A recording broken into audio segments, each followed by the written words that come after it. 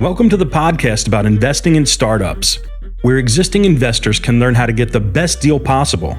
And those that have never before invested in startups can learn the keys to success from the venture experts. Your host is Nick Moran, and this is The Full Ratchet. Welcome back to TFR for another edition of Investor Stories.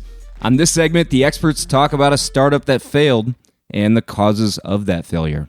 Here's the segment called Post-Mortems.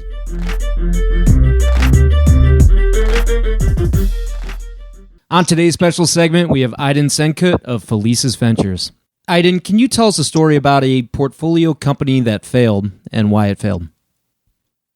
One of the things that I have to say, we did have portfolio companies that return like cents on the dollar. And, the reason why I'm mentioning that is failure can be defined in many different ways. Failure could be, hey, we lost all the money, or, we only could recover cents on the dollar. There were two things that came out of this. So yes, we had a number of them. A lot of times companies, when they have not pursued the right market, or the product is not differentiated, or they didn't have the revenue efficiency. And look, if you're lacking the first two and you don't have a missionary founder, it's almost impossible to kind of get close to success. But what we have found is, look, in those companies, getting the market right is really important. And we have many examples of founders we backed the second, third, fourth time. And even somewhere like it has gone to zero. And Vicarious is a good example. The founder's first company, Frogmetrics, was a company that had an interesting product that just didn't make it, I think it was kind of a niche market. But then that founder started Vicarious that was completely unrelated to the first company and became one of the first and foremost AI companies we ever had the chance to back.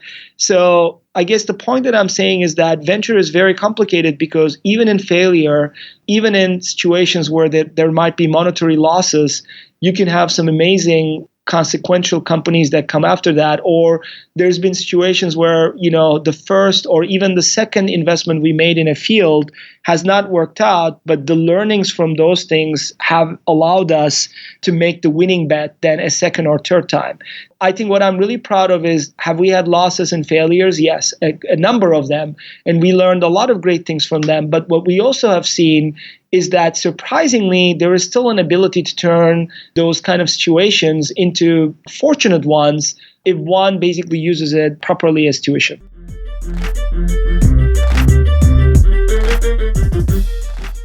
On today's special segment, we have John Fein of Firebrand Ventures. John, can you tell us a story about a portfolio company that failed and why it failed? So, we haven't had any failures yet in Firebrand. I'm sure we will. We haven't had any yet, but I can talk about some of the Techstars investments I made for sure. I'd say, there certainly were some to choose from over those 3 years. I'd say, probably the one that stands out for me is, probably more typical of a startup failure, because what you had two co-founders that were developing a product, and it was a hardware product, so the lead times were a little bit longer to get the product to market. And at one point, you just had this sort of battle between the co-founders.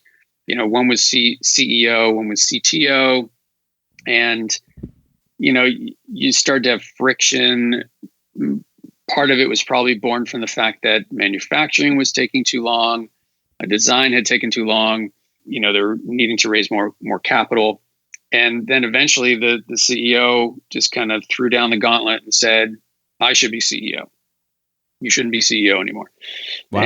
And that's pretty much when everything goes to hell, most of the time.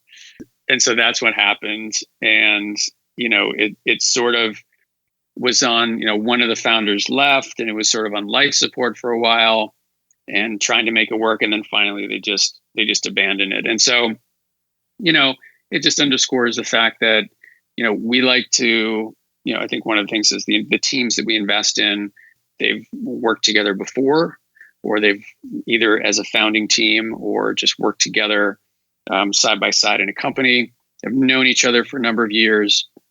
I just think that's super, super important. I think anytime you bring together, co-founders, even if they've known each other sort of superficially, but they haven't worked together, which was the case for this company. It's just such a roll of the dice. You never know what's going to happen and how they're going to work together. And of course, as you well know, team issues are, certainly one of the more common reasons that startups fail. And so we've seen that a few times in companies that went through the accelerator, where just team friction and sort of internal struggles, generally just, if they reach an impasse, there's just no way to make that work.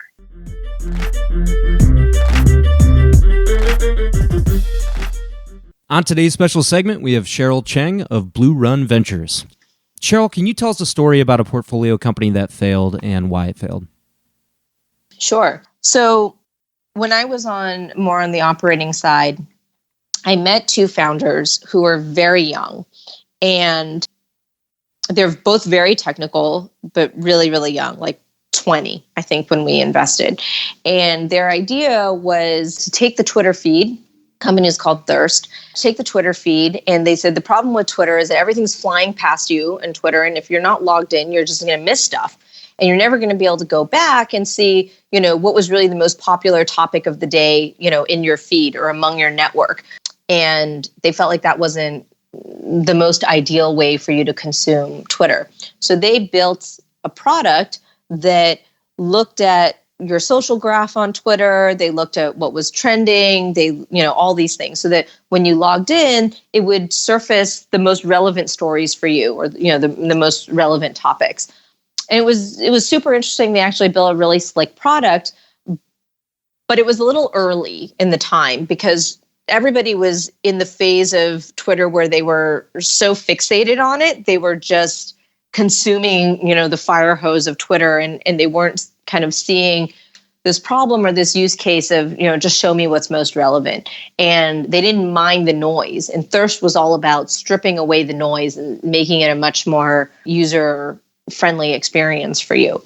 And so they raised only a very small amount of money. And it was also in a time when people weren't interested in downloading new consumer mobile apps. And so it was all about timing. And now, I was talking to one of the founders recently, this has been years now, and, he was like, people have been pitching me basically Thirst all over again. And so he's like, I kind of want to pull my hair out because, and I say, I've been pitched Thirst probably 4 times again already also. And I always chuckle because I'm like, man, we had that company. And here's the other thing, the founders, it was their first company. They were right out of college. There were a lot of things that they didn't know to do, right? And you can only prescribe so much. And so, now, both founders have gone on to work at, really big companies and had really successful careers, and they're doing great. And I know that if they were to start the same thing again today, there's choices that they would have done differently, right? But you can't go back in time. But, those things happen. It's unfortunate, but I have to say, even though we went through, what was not a successful company, we built great relationships with the founders, and they're still very much kind of part of the network. And I have no doubt that they'll start another company one day, either separately or together, because they're both so fabulous. But yeah, so that's one. Timing is tough. Market timing is so hard, right? I mean, it's like Dropbox and Box. Like there was Xdrive before that, and that didn't do as well, right? So it's not. Sometimes you're not always inventing a new wheel. You're reinventing something. It's just getting that market timing just right. Right time, right product, right price. All of those things, all important. So it happens.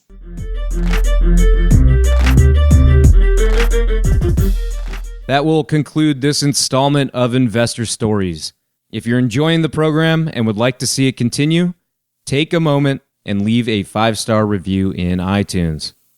Also, if you'd like updates on new content from TFR, as well as the top 10 VC articles every week, go to fullratchet.net and sign up for the newsletter. Okay, that will wrap things up for today. Until next time, over-prepare, choose carefully, and invest confidently.